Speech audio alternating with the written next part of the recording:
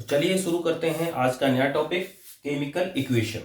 तो chemical equation क्या होता है, ये हमारा 10th स्टैंडर्ड का फर्स्ट चैप्टर है केमिस्ट्री से रिलेटेड।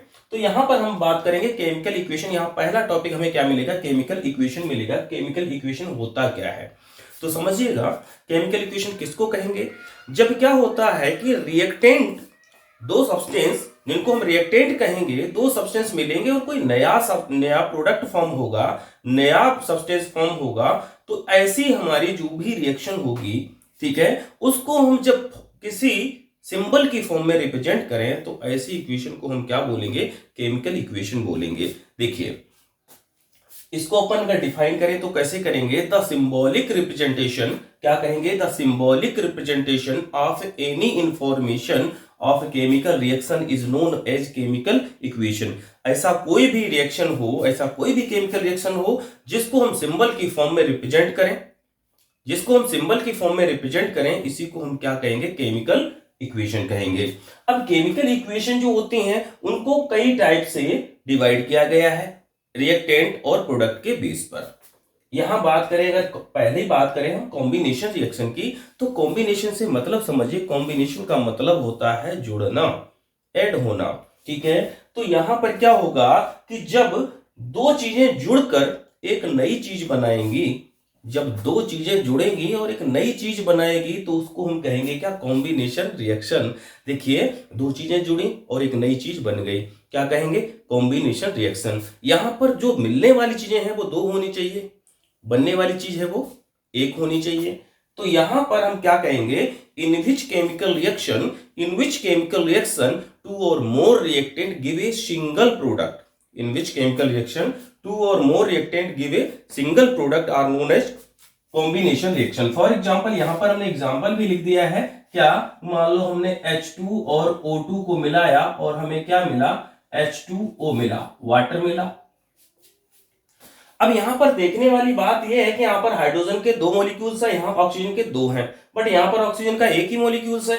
तो यहां दो बनाने के लिए हमें दो का मल्टीपल करना पड़ेगा, इसी को हम कहते हैं बैलेंस करना। तो दो का मल्टीपल किया तो ऑक्सीजन के दो मॉलिक्यूल्स हो गए, लेकिन यहां पर हाइड्रोजन के चार मॉलिक्यूल्स हो गए राइट साइड में, तो यहां भी हमें हाइड्रोजन के चार मॉलिक्यूल्स बनाने हैं। तो यहां पर भी चार हो गए, यहां पर भी चार हो गए, ओके दो लेफ्ट में है, ओके दो राइट में है। तो इस तरीके से हमारा जो बैलेंस करना होता है इक्वेशंस को, कि बैलेंस केमिकल इक्वेशन, वो भी आपने समझ लिया है। अब बात करते हैं डिकम्पोजिशन। डिकम्पोजिशन का मतलब होगा टूट जाना। डिकम्पोजिशन का मतलब क्या होगा, टूट जाना। अब यहां पर क्या होगा कि एक रिएक्टेंट जो होगा वो ब्रेक डाउन होगा, एक रिएक्टेंट जो होगा वो ब्रेक डाउन होगा टू और मोर प्रोडक्ट में। समझे कि अब क्या करेंगे, एक चीज को तोड़ेंगे दो या दो से ज्यादा चीजों में, जिसको हम क्या बोलेंगे, डिकम्पोजिशन रिएक्शन बोलेंगे। तो कहेंगे कैसे, क्या कहेंगे, इन विच केमिकल रिएक्शन, क्या कहेंगे, in which chemical reaction a single reactant break down, in which chemical reaction a single reactant break down to और more product are known as decomposition reaction. ये बात थी हमारे डिकम्पोजिशन की। अब यहां बात कर लेते हैं डिस्प्लेसमेंट। रटना नहीं है, हमको समझना है। डिस्प्लेस का मतलब क्या हो गया कि क्या किया, स्थान परिवर्तित कर दिया, चेंज कर दिया, स्थान को क्या कर दिया, चेंज कर दिया। तो यहां पर आ जाएगा हमारा क्या, डिस्प्लेसमेंट रिएक्शन। तो डिस्प्लेसमेंट में क्या कहेंगे, इन विच केमिकल रिएक्शन, एक ही चीजों, तीनों इक्वेशन में हमने एक ही चीज बताई है, इन विच केमिकल रिएक्शन, इतना तो बोलना ही है, in which chemical reaction more reactive element. अब मोर और लेस रिएक्टिव एलिमेंट्स क्या है, यहां पर एक रिएक्टिविटी सीरीज है जिसके रिगार्डिंग आप देख सकते हैं कौन से मोर रिएक्टिव होते हैं, कौन से लेस रिएक्टिव होते हैं। जो फ्री स्टेट में मिलने वाली मेटल्स हैं, मान लो गोल्ड है, प्लेटिनम है, सिल्वर है, ये क्या होते हैं, लेस रिएक्टिव होते हैं। और मोर रिएक्टिव क्या होते हैं, सोडियम है, ठीक है, कैल्शियम है, ये क्या है, मोर रिएक्टिव एलिमेंट्स हैं। तो क्या कहा गया है कि मोर reactive element, in which chemical reaction more reactive element displaced less reactive elements are known as displacement reaction। यहां इसको क्या कहेंगे, डिस्प्लेसमेंट रिएक्शन कहेंगे। अब बात कर लेते हैं डबल डिस्प्लेसमेंट रिएक्शन की।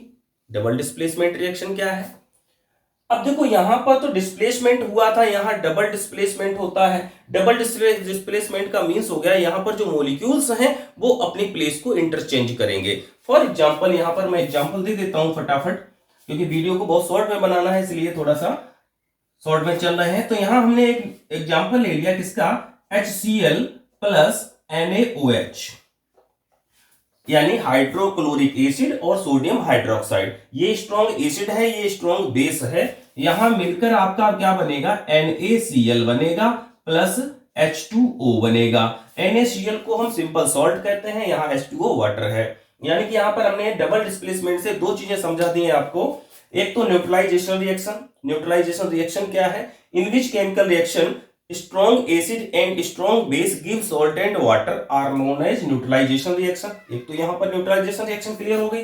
दूसरा डबल डिस्प्लेसमेंट रिएक्शन का एग्जांपल भी हो गया।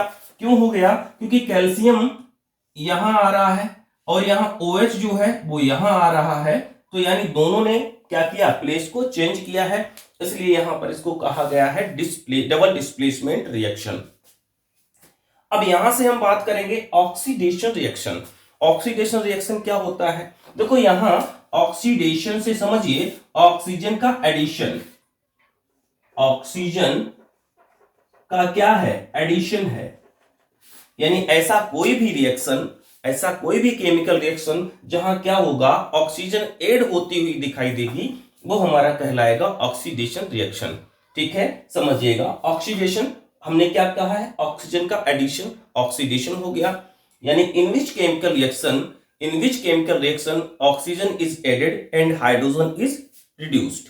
ऑक्सीजन तो जुड़ेगी और हाइड्रोजन कम होगी। ऐसी कोई भी रिएक्शन जहां ऑक्सीजन जुड़े और हाइड्रोजन कम हो, तो ऐसी रिएक्शन हमारी कहलाएगी ऑक्सीडेशन रिएक्शन।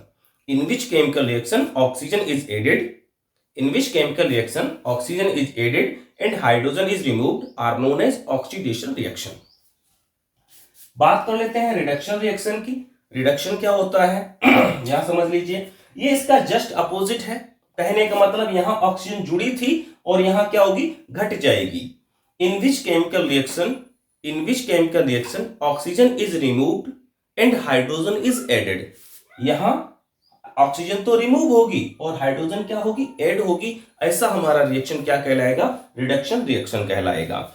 अब ये दोनों रिएक्शन जो होती हैं एक ही इक्वेशन में कंप्लीट होती हैं। कहने का मतलब एक चीज का तो ऑक्सीडेशन होगा तो दूसरे सब्सटेंस का रिडक्शन होगा, एक सब्सटेंस का ऑक्सीडेशन होगा दूसरे का रिडक्शन होगा। तो ये दोनों को क्या कहेंगे, इन दोनों की मिलीजुली सरकार, यानी कि दोनों रिएक्शन को हम बोलते हैं रिडॉक्स रिएक्शन।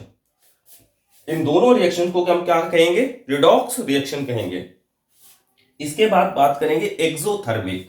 अब एक्सोथर्मिक रिएक्शन क्या होता है, एक्सोथर्मिक नाम से देखिए, एक्सो का मतलब है लाइब्रेट करना, बाहर जाना, और थर्मिक का मतलब हो गया बेटा हीट। ऐसे कोई भी केमिकल रिएक्शन जिसके अंदर हीट लाइब्रेटेड होगी, हीट निकलेगी, ऐसा कोई भी रिएक्शन जिसके अंदर हीट क्या होगी, लाइब्रेट होगी, हीट निकलेगी, ऐसी हमारी रिएक्शन क्या कहलाएगी, एक्सोथर्मिक रिएक्शन कहलाएगी। इसके ही साथ हम बात कर लेते हैं इंडोथर्मिक। अब इंडो का मतलब होता है ऑब्जर्व करना, अंदर लाना। ठीक है, तो यहां पर इंडो और थर्मिक का मतलब बताया था अभी हीट, यानी कि जहां हीट ऑब्जर्व की जाएगी, ऐसी कोई भी रिएक्शन जिसके अंदर हीट ऑब्जर्व की जाएगी वो हमारी कहलाएगी इंडोथर्मिक रिएक्शन। कहने का मतलब in which chemical reaction heat is observed are known as endothermic reaction. अब बात कर लेते हैं कोरोजन की। कोरोजन क्या है, आपने देखा होगा जो मेटालिक सब्सटेंसेस होते हैं, मोस्टली आप आयरन की चीजें देखते हैं बाहर, तो अपने घरों के बाहर जब आयरन की चीजें देखते हैं तो उन पे क्या होता है, एक ब्राउन कलर सब्सटेंस लग जाता है जिसको हम कोरोजन कहते हैं, जंग कहते हैं, रस्ट कहते हैं। ये होता क्यों है, ये होता है action of moisture, air and sunlight. इन तीनों के रिएक्शन से क्या होता है कि ऑक्सीडाइज्ड हो जाती है मेटल, और इसी को हम क्या कहते हैं, कोरोजन कहते हैं। तो इसको हम कहेंगे कैसे या लिखेंगे कैसे, इसका लिखने का तरीका है, क्या कहेंगे, upper surface of metal eaten up by action of air, moisture and sunlight are known as corrosion. यानी ऐसा कोई भी एक्शन जिसके अंदर क्या होते हैं, एयर, मॉइस्चर और सनलाइट इंक्लूड होते हैं और क्या करते हैं कि मेटल का अपर सरफेस जो होता है उसको डिके कर देते हैं, उसको खत्म करने लग जाते हैं, ऐसा हमारा रिएक्शन जो होता है वो क्या कहलाता है, कोरोजन कहलाता है। अब बात करते हैं रेंसिडिटी। रेंसिडिटी क्या है, हमारा 10-11 मिनट में पूरा चैप्टर कंप्लीट हो गया है, थोड़ा सा शॉर्ट में लिया है, बहुत ज्यादा एक्सप्लेन भी नहीं किया है, थोड़ा सा ध्यान रखिएगा। रेंसिडिटी, रेंसिडिटी क्या है, क्या होता है कि जो हम चिप्स या इस तरीके के जो आइटम्स हैं जो हम बाजार से लेके खाते हैं, जो पैक्ड होते हैं और वो उनका पैकिंग जो होता है काफी बड़ा सा दिखाई देता है, उसके अंदर गैस फिल कर दी जाती है, नाइट्रोजन। वो क्यों फिल कर दी जाती है, क्योंकि जो उसके अंदर मटेरियल फिल किया गया है वो मटेरियल ऑक्सीजन से कांटेक्ट में ना आए, और जब ऑक्सीजन के कांटेक्ट में नहीं आएगा तो वो ऑक्सीडाइज नहीं होगा, और ऑक्सीडाइज नहीं होगा तो जल्दी से खराब नहीं होगा, मतलब उसमें बैड स्मेल नहीं आएगी। इस तरीके का जो हमारा रिएक्शन है, कहना चाहिए जो बैड स्मेल आती है वो किसकी वजह से आती है, ऑक्सीडाइज होने के बाद। तो इसलिए हम इसको क्या कहेंगे, रेंसिडिटी कहेंगे। प्रिवेंट है ये हमारा जो भी फूड आइटम्स है उसको लंबे टाइम तक बचाने का जो तरीका है, ठीक है, वो रेंसिडिटी के अंतर्गत आता है। यानी कि रेंसिडिटी क्या करती है, बचाती है किसके, फूड आइटम्स को, किससे, खराब होने से, बैड स्मेल देने से। क्लियर हो गया ये चैप्टर कैसा लगा कमेंट बॉक्स में जरूर बताइएगा।